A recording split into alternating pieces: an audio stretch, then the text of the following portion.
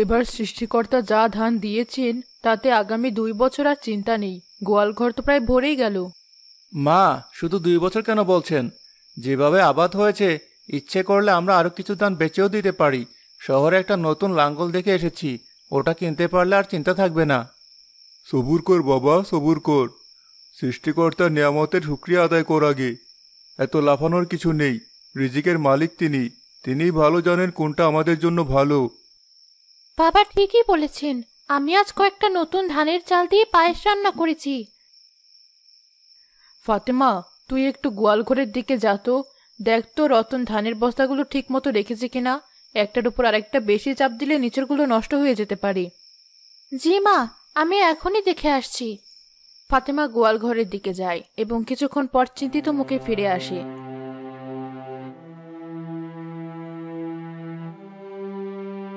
মা, একটা কথা বলবো। কি কথা? এমন ভাবে বলছিস যেন বাঘ দেখেছিস। সব ঠিক আছে তো? সব ঠিকই আছে, তবে আমার কেন জানি মনে হলো দক্ষিণ কোণার ওই বড় বস্তাটা একটু হালকা লাগছিল। হয়তো আমার দেখার ভুল। ধুর পাগলি, ও কিছু না। নতুন ধান তো, তাই হয়তো বস্তা এখনো ঠিক মতো বসেনি। যা, পায়েস নিয়ে আয়। এত ভালো একটা দিনে অহেতুক চিন্তা করতে নেই। তুমিও যে কিসব ভাবো না ফাতেমা।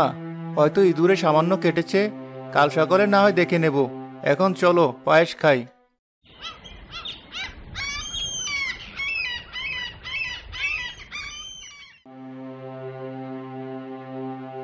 বৌমা, তোমাকে সেদিন বলেছিলাম না গোয়ালঘরটা একবার ভালো করে দেখতে? আমার মনটা কেন জানি কু ডাকছে। আজ সকালে গিয়েছিলাম চাল বের করতে, আমার মনে হলো চালের ড্রামটা কেমন খালি খালি লাগছে। চাল তো আমরা রোজই রান্না করছি, তাই হয়তো কমে গেছে মনে হয়। না বৌমা, শুধু চাল না, আমি ওই কোনার ধানের বস্তাগুলোর দিকে তাকালাম। আমার চোখকে আমি অবিশ্বাস করব কিভাবে? স্পষ্ট বুঝতে পারছি ধান কমেছে, অল্প অল্প করে কেউ যেন সরিয়ে ফেলছে। এমনটা কিভাবে সম্ভব মা?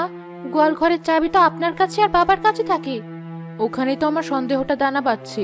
রতন ছাড়া তো আর বাইরের লোক এই বাড়িতে কেউ ঢুকে না। আমরা তো আর সারাক্ষণ ওর ঘাড়ে চড়ে বসে থাকি না। ছি ছি মা, রতন ভাইয়ের নামে এমন কথা বলবেন না।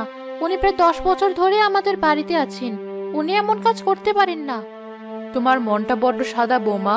যুগ পাল্টেছে, মানুষও পাল্টায়। পেটের খিদে মানুষকে অনেক কিছু করায়। কি হয়েছে মা? কার কথা হচ্ছে? কার পেটের খিদে? আর বলিস না বাবা, আমার তো ঘুম হারাম হয়ে গেছে। আমাদের গোলাঘর থেকে রোজ একটু একটু করে ধান চুরি হচ্ছে। কি চুরি? কে করছে এই কাজ? কার এত বড় সাহস? আমার তো পুরোটাই ওই রতনের উপর সন্দেহ হচ্ছে। ও ছাড়া আর কেই বা আছে? রতন? দাঁড়াও, আমি ওকে আজই। দাঁড়ান দাঁড়ান, কোনো প্রমাণ ছাড়া কাউকে দোষ দেওয়া কি ঠিক? উনি যদি নির্দোষ হন তাহলে মনে অনেক কষ্ট পাবেন। প্রমাণের কি আছে? ও ছাড়া গোয়ালঘর আর কে যায়? চাবি তো ওর কাছেও থাকে মাঝে মাঝে। যখন বাবা ওকে কিছু আনতে পাঠায়, ওই নিয়েছে, আমি নিশ্চিত।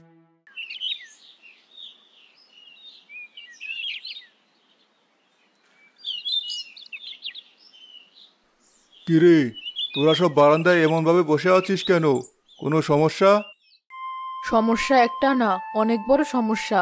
আমাদের গোলাঘর থেকে ধান চুরি হচ্ছে। চুরি? কি বলছো এসব? কে চুরি করবে? বাবা, মায়ের সন্দেহ রতনের উপর, আর আমারও তাই মনে হচ্ছে। ও ছাড়া এই কাজ আর কেউ করতে পারে না। রতন? না, আমার বিশ্বাস হয় না। ও এমন ছেলে না। কোনো ভুল হচ্ছে না তো তোদের? তুমি তো সবাইকে বিশ্বাস করে বসে থাকো, কিন্তু আমি আমার চোখে অবিশ্বাস করি কি করি? তুমি একবার নিজে গিয়ে দেখে এসো, তাহলেই বুঝবে। দেখতে তো হবেই, কিন্তু প্রমাণ ছাড়া একটা পুরনো বিশ্বস্ত লোককে চোর অপবাদ দেওয়া যায় না। এটা বড় গুনার কাজ। আমি আগে নিজে সবটা খতিয়ে দেখব, তারপর যা করার করব। কিন্তু বাবা, আর দেরি করা ঠিক হবে না। ওকে ডেকে এখনই জিজ্ঞাসা করা হোক। দুটো ধমক দিলে সব সত্য কথা গড়গড় করে বলে দেবে। বাবা ঠিকই বলেছেন, আগে নিশ্চিত হওয়া দরকার। কামাল, মাথা গরম করবি না। আর রতনের সাথে এখনই কেউ কোনো খারাপ ব্যবহার করবে না। মনে রাখবে, সন্দেহ সত্যি না হওয়া পর্যন্ত সে নির্দোষ। আমি নিজে গোলাঘর দেখে আসছি। বশির আহমেদ গোলাঘরের দিকে চলে যান। রতন, এদিকে আয়, আমার কাছে বস।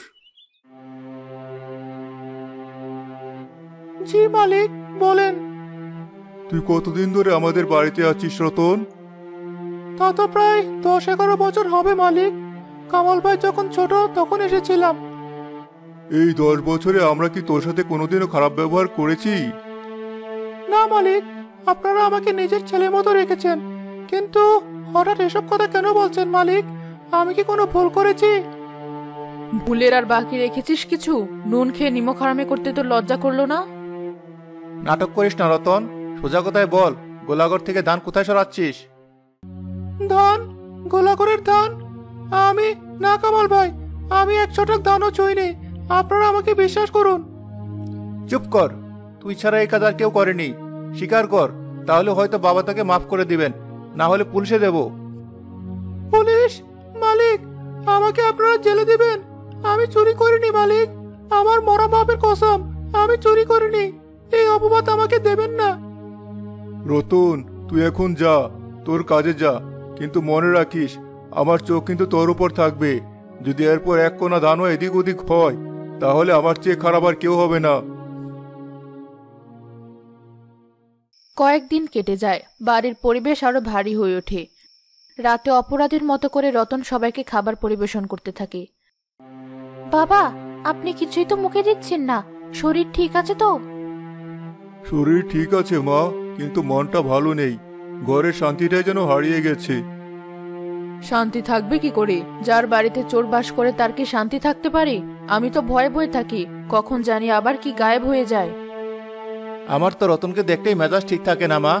মনে হয় চুলে মুঠি ধরে জিজ্ঞাসা করি ধান কোথায় রেখেছে। বাবার জন্য কিছু বলতে পারছি না। কামাল, আমি তোকে না বলেছি প্রমাণ পাওয়ার আগে ওকে কিছু না বলতে? কিন্তু বাবা, আর কি প্রমাণের দরকার? ধান তো কমছেই। আজও আমি দেখে এসেছি বস্তাগুলো আরো হালকা হয়ে গেছে। ঘরের মধ্যে এই যে অশান্তি, এটাই আমার আর সহ্য হচ্ছে না। আমি আর একটা বিহিত করব, আজ রাতেই করব। আমি আর সন্ধ্যের ছায় থাকতে চাই না। আজ রাতে আমি নিজে গোলাঘরে পাহারা দেব, অন্ধকারে লুকিয়ে থাকবো, দেখবো কার এত সাহস। বাবা, আপনি একা কেন? আমিও আপনার সাথে যাব। না, তুই বাড়িতে থাকবি। সবাই স্বাভাবিকভাবে ঘুমিয়ে পড়বি। চোর যেন কিছু বুঝতে না পারে। সত্যটা আমাকেই বের করতে হবে।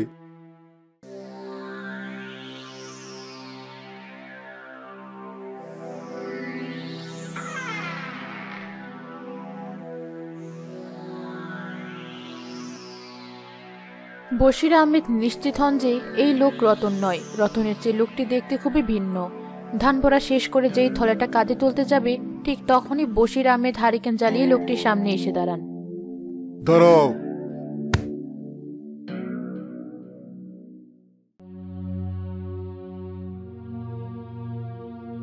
জামাল, তুই? সে চোর আর কেউ নয়, বশির আহমেদের নিজের ছোট ভাই জামাল। ভাইজান, আমি। তুই তুই আমার বাড়িতে চুরি করছিস? ছি ছি জামাল, এর চেয়ে লজ্জার আর কি হতে পারে? আবার নিজের ভাই আমার বাড়িতে চুরি করছে? ভাইজান, আমাকে মাফ করে দেন। আমি আমি ইচ্ছে করে। কিসের অভাব রেখেছিলাম আমি তোর?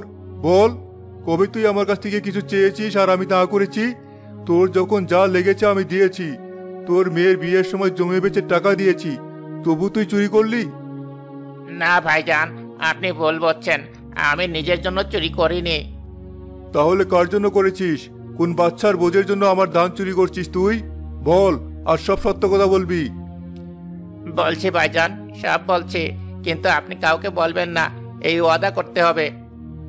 আগে বল, তারপর ওয়াদার কথা ভাববো। ভাইজান, আমাদের গ্রামের পূর্বপাড়ায় জয়নাল শেখকে তো আপনি চিনতেন। আমার বন্ধু ছিল। বছরখানেক আগে অসুখে মারা গেল।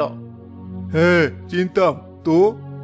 ওর বিধবা বউ রাবেয়া আর ওর 10 বছরের মেয়ে সকিনা একা থাকে। জয়নাল মারা যাওয়ার আগে আমার হাত ধরে ওয়াদা করিয়েছিল আমি যেন ওর পরিবারটাকে একটু দেখি। তো তুই দেখছিস, ভালো কথা, কিন্তু তার জন্য চুরি করতে হবে কেন? তুই আমাকে বললি তো পারতিস। বলতে পারিনি ভাইজান, লজ্জায় অপমানে বলতে পারিনি। আমার নিজেরই তো নুন আনতে পান্তা ফোরায়। আপনার টাকায় চলি, তার উপর যদি আরেকটা পরিবারের দায়িত্ব নেওয়ার কথা বলতাম, লোকে কি বলতো? সবাই বলতো নিজের মুরদ নেই, আবার পরের ঘরে চাপতে এসেছে। ভাইজান, সকিনা মেয়েটা কয়েকদিন ধরে না খেয়েছিল।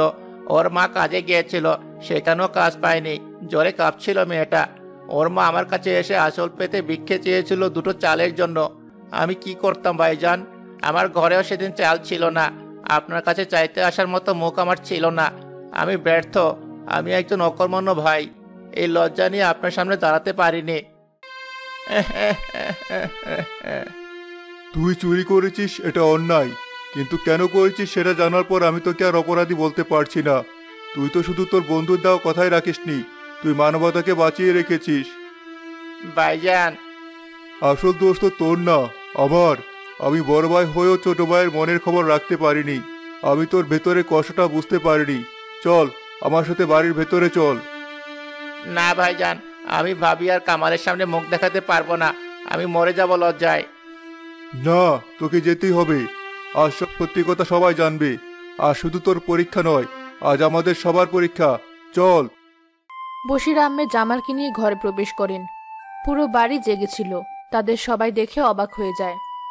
ভাইজান, তুমি এত রাতে, আর তোমার এই অবস্থা কেন? চাচা, আপনি গোলাগয়ে তাহলে? কামালের কথা শেষ হওয়ার আগেই বশির আহমেদ হাত তুলে তাকে থামিয়ে দেন। হ্যাঁ, চোর ধরা পড়েছে। এই যে আমার সামনে দাঁড়িয়ে আছে আমার নিজের ছোট ভাই জামাল। কি? জামাল? ছি ছি ছি, নিজের ভাইয়ের বাড়িতে চুরি? এর চেয়ে মরে যাওয়াও তো ভালো ছিল। আমরা তোমাকে কত বিশ্বাস করতাম। থামো, তোমরা সবাই থামো। কোনো কথা বলার আগে পুরো ঘটনাটা শোনো, তারপর বিচার করো। বশির আহমেদের পর গোলাঘরে যা যা হয়েছে, জামাল তাকে যা যা বলেছে, তার প্রতিটি কথা সবাইকে খুলে বলেন। সৃষ্টিকর্তা, আমরা কি করেছি? না জেনে না বুঝে একটা অসহায় লোককে কত বড় অপবাদ দিয়েছি। আর তুমি এত বড় একটা কষ্ট একা একা বয়ে বেড়াচ্ছিলে, আর আমরা কিছুই জানতে পারলাম না। চাচা, আমাকে মাফ করে দেবেন। আমি আপনাকে ভুল বুঝেছি। আমি তো প্রথম থেকেই বলেছিলাম কোথাও একটা ভুল হচ্ছে, কিন্তু আমার কথা কেউ শোনেনি। জামাল চাচা, আপনি যদি একবার শুধু বাবাকে বলতেন তাহলে তো এত কিছু হতো না। কিভাবে বলতাম বৌমা? কোন মুখে বলতাম? ভাইজান আমার জন্য যা করেছেন, তারপরে যদি আরো চাইতে যেতাম তাহলে নিজের কাছে নিজে ছোট হয়ে যেতাম। আর কোনো লজ্জা নয় ভাই। আজ থেকে তোর লজ্জা মানে আমারও লজ্জা, তোর দায়িত্ব মানে আমার দায়িত্ব। রাবেয়া শুধু তোর একার বোন নয়, সে আমারও বোন। আর সকিনা শুধু তোর একার মেয়ে নয়, সে আমাদের সবার মেয়ে। কামাল, রতনকে ডেকে আনো। কামাল ছুটে গিয়ে রতনকে ডেকে আনে। রতন ভয়ে ভয়ে ঘরে ঢুকে। রতন, আমরা সবাই তোর কাছে অপরাধী। আমরা না জেনে তোকে চোর অপবাদ দিয়েছি, তোর মনে অনেক কষ্ট দিয়েছি। তুই যদি পারিস আমাদের সবাইকে ক্ষমা করে দিস। বাবা রতন, আমাদের ভুল হয়ে গেছে। তুই আমাদের ক্ষমা না করলে সৃষ্টিকর্তা আমাদের ক্ষমা করবেন না। আপনারা আমার মনে, আমার বাবা মায়ের মতো। আপনারা যা বলবেন তাই আমার জন্য ঠিক। আমার কোনো দুঃখ নেই। আজ থেকে এই বাড়িতে আর কোনো সন্দেহ থাকবে না, কোনো অবিশ্বাস থাকবে না। আমরা সবাই মিলে একটা পরিবার। জি বাবা। কাল সকাল হওয়া মাত্র তুই নিজে গিয়ে রাবেয়াদের জন্য চাল, ডাল, তেল, নুন সব ব্যবস্থা করবি। আর ভালো একজন ডাক্তার ডেকে সকিনার চিকিৎসার ব্যবস্থা করবি। কোনো কিছুতে যেন কমতি না হয়। জি বাবা, আমি কাল সকালে যাব।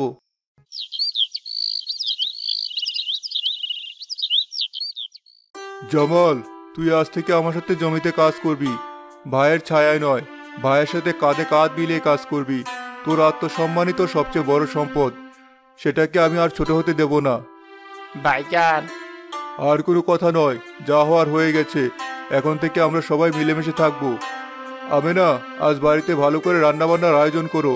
দুপুরে কামাল, রাবেয়া আর সকিনাকে আমাদের বাড়িতে নিয়ে আসবে। আমরা সবাই একসাথে খাবো। ঠিক আছে, আমি আজ নিজের হাতে রান্না করব। ফাতেমা, চল মা, কাজে লেগে পড়ি। জি মা। বাবা, আমি বের হচ্ছি। ডাক্তার আর বাজারে সব ব্যবস্থা করে তবেই ফিরবো। রতন ভাই, তুমি আমার সাথে চলো। জি কামাল ভাই।